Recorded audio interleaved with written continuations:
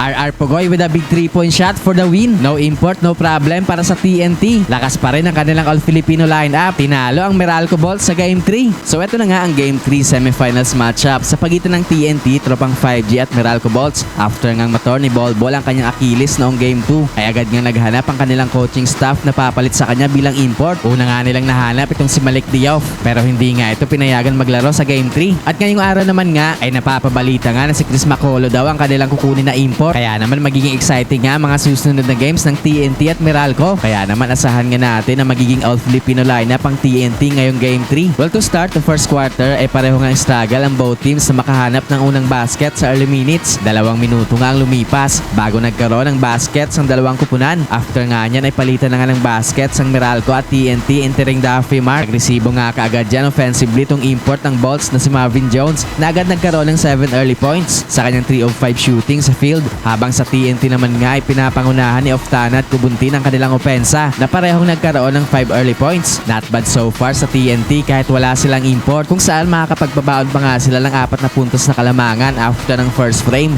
20-16. Second quarter ay na-maintain nga ng tropang 5G ang kanilang kalamangan si Meralco Bolts sa early minutes, pero entering the halfway mark nga ay biglang tumake over sa opensa ng Meralco Bolts itong si Aaron Black na nagkaroon ng 5 straight points. Tumuloy-tuloy na nga dyan ang momentum ng Meralco sa midway mark, kung saan tuluyan na nga nilang nakuha ang kalamangan matapos ang 3-point shot ni Jansen Rios, pero naging pansamantala lang nga yan dahil after nga ay biglang nagkaroon nga ng run ng TNT sa late minutes. Take over na nga dyan sa kanilang opensa itong si Ray ng Batak na nagkaroon pa ng back-to-back and one play sa ilalim. Umiinit na din nga ulit sa kanilang opensa itong si Oftana, kung saan umabot na nga sa 9 points ang kanilang kalamangan sa Meralco Bolts after ng first half, 43-34. Third quarter ay na-maintain nga ng TNT ang kanilang kalamangan sa Meralco Bolts sa first few minutes. Patuloy nga dyan ang mainit na opensa na Ray ng Batak na nakaka 16 points na so far this game. Pero papasok nga ang halfway mark ay biglang to make over nga sa opensa ng Meralco itong si CG Cancino. Nagkaroon nga ito ng 6 straight points para ibaba sa 4 na puntos ang kalamangan ng tropang 5G. Galit na nga itong si Coach Chotrea sa mga referee matapos hindi tawagan ng foul si Cliff Hodge kay BGR. Tumuloy-tuloy nga ang run ng Meralco Bolts hanggang sa late minutes. Nakuha na nga ulit nila ang kalamangan matapos ang big 3-point shot ni Brickman. Lamang na ng 4 points ang Meralco Bolts after ng third frame, 59-55. For the final quarter ay tumuloy-tuloy nga dito ang momentum ng Meralco Bolts sa first few minutes. Umabot na nga sa 9 points ang kanilang kalamangan sa TNT sa 10-minute mark matapos ang kanilang back-to-back basket. Binubuhay naman nga ni Calvin Oftana at Ray ng Batak ang opensa ng TNT para pigilan ang tuluyang paglayo ng Meralco. Nanonood nga sa game itong replacement import ni Bolbol at si Chris Macolo, kung saan katabi nga niya dyan si Coach Jojo Lastimosa. Hindi pa nga sumusuko itong TNT. Paunti-unti nga pagbawas ng TNT sa kalamangan ng Meralco down the stretch. Back-to-back and one play ni Kylie Williams at BGR para itabla ang score sa 72 points. At with under 2 minutes nga ay tuluyan ang nakuha ng TNT ang kalamangan matapos ang naging basket ni BGR.